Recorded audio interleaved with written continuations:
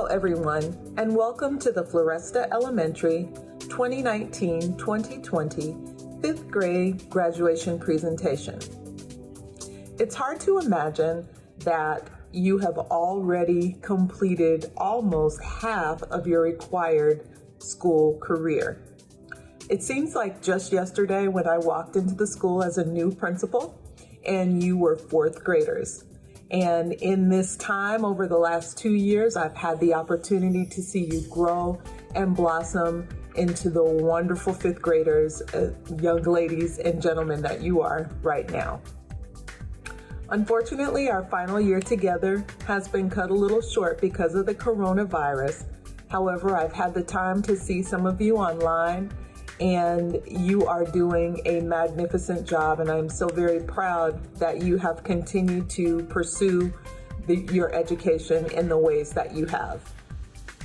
One day while I was online, I was kind of looking around for some sayings for this video, and I saw a cute little saying that I think is very pertinent for right now, so I'd like to read it to you. It's really hard to shoot the video, so I'm going to try my best to keep eye contact with you. My wish for you. My wish for you is that this life becomes all that you want it to be. Your dreams stay big and your worries stay small.